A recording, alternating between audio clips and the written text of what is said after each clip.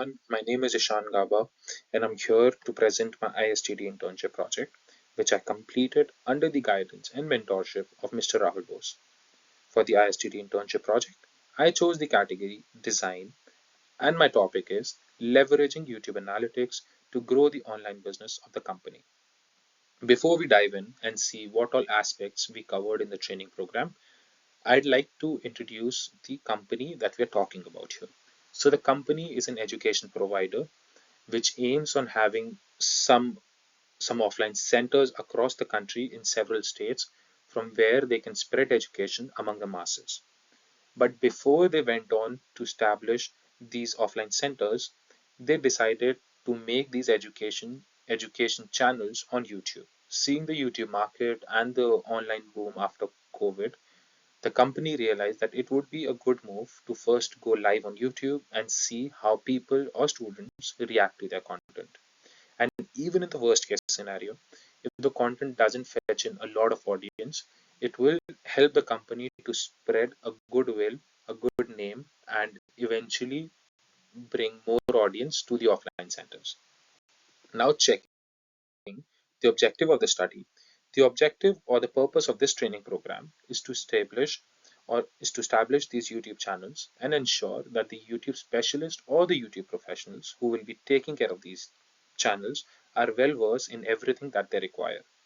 So these YouTube specialists will be trained to understand what works for the channel and what doesn't work, what will bring more engagement to the videos, what will bring more audience to the channel, what will when the video should be made live, as in there would be audience that prefers to watch the video at 8 p.m. at night or maybe 6 a.m. in the morning.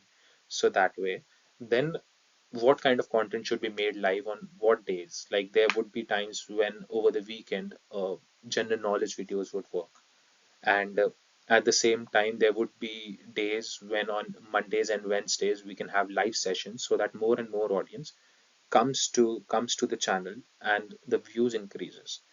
Then, along with all of this, along with the videos, these YouTube professionals should have an idea about YouTube revenue, how the revenue comes in, or how the top of the funnel works in, how do we capitalize on the market, what will and when should the content be promoted to get in more views, to get in more comments, and what will eventually work for the channel so that the company rises as a whole and they when they establish YouTube or when they establish offline centers, it works out for them well. Then moving on to the next slide is the methodology that we will be covering in this training program. So the for the methodology, the first step is the research, where comes the primary and the secondary research. When we say primary research, we refer to the primary data that we collected using answers via online surveys, telephonic interviews, some group discussions with some stakeholders, and these stakeholders included managers, lead, category heads, and maybe some directors, so that we know about what they feel, how the market is, what will bring in more audience, what will help us capitalize the market. And the secondary data refers to other YouTube videos that we saw, some competitor blogs, some competitor analysis, then how the overall market is working, what are the financial analyst things, and all of that. Then comes the data collection, which again is about the survey questionnaire that we did. The survey questionnaire had 30 questions, and these were were given to 30 different people who had some had knowledge of YouTube, what YouTube does, what YouTube algorithm is all about, while others had limited knowledge about it. Then there was some interviews and e-interviews that happened with category heads or somebody who has been in the market for a long, long while, so that they have a touch of the market and they know what works and what doesn't work in the education sector, especially the subject matter experts and the educators that are on the ground. Then comes the most important part, that is the data analysis. In data analysis, there are two types of data analysis that we did. One was qualitative and the other one was quantitative. Talking about qualitative data analysis, it refers to what kind of content, what quality of content should go live and how can we improve the quality, or what quality is the audience expecting and what quality can we make. And similarly for quantitative, that speaks more about numbers and factuals and figures, like how many videos should go live and what video or how many videos should go live on a weekend, or 8 p.m. at night, or something related to numbers. Once we know the methodology, the next comes the analysis of data and the results. So the data analysis that we did, or the survey that we took, was based on the Likert scale. So the audience or the survey takers had 5 options to choose from, which helped us understand what the audience wants more. So we used MS Excel, Microsoft Excel, to compare these answers and draw pie charts, and studied all of these charts independently. Then the results showed some survey takers knew about YouTube KPIs while some didn't. That is how we distributed the audience, and we established that this is really the case, that some knew about the key performance indicators while some did not. And each pie chart and the data collected via interviews or e-interviews was studied separately, and then the content of the training was defined, like to discover if they wanted to know about the YouTube revenue, if they didn't want to know about the YouTube revenue, or they knew about content promotion or they didn't. So we knew all those answers or all those insights once we studied about these different pie charts and these different interviews to the training program. Then comes the key findings.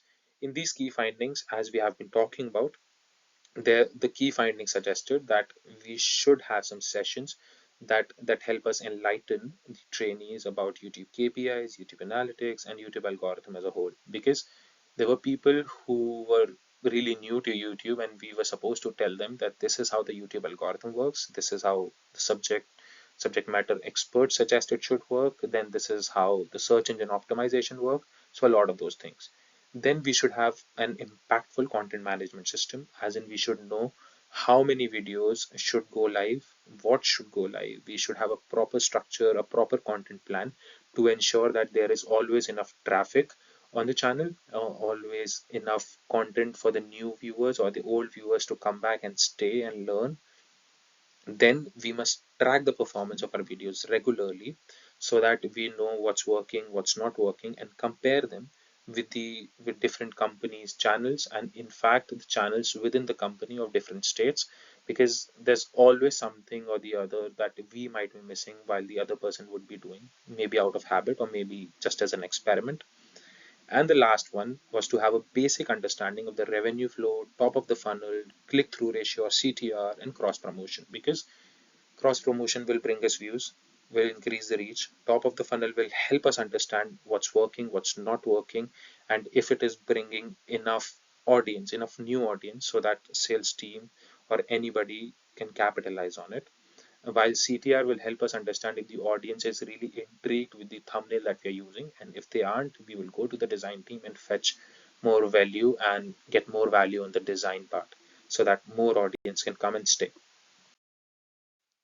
Then the last page comes that says the recommendations, suggestions, learning, and novelty. So the 4 suggestions that we really saw worked were: there must be weekly catch-ups among YouTube specialists and category heads, so they know what worked for the channel in this week and what did not, what can be done to improve it, why is it not working, then analyze the YouTube KPIs together. Then there must be regular competitor analysis. Regular competitor analysis will help us understand what our competitors are doing, what's new, what's old, what's different that they are doing, and if we can include that into our channels. Then third one comes subject matter experts must actively contribute to improve the quality. These subject matter experts are people who are literally on the ground talking to educators, among the students. They know what the students want, they know their requirements and demands so that we can fulfill them.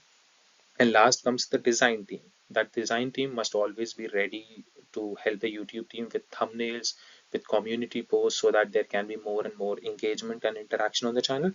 And obviously, people will come and focus on the thumbnails if the thumbnail is pretty enough. So, with this, we have come to the end of the presentation. Thank you for joining. Thank you for, and I'm ready. I'm happy to take any questions further. And I hope this helped all the trainees across. Thank you so much. Have a nice day. Bye.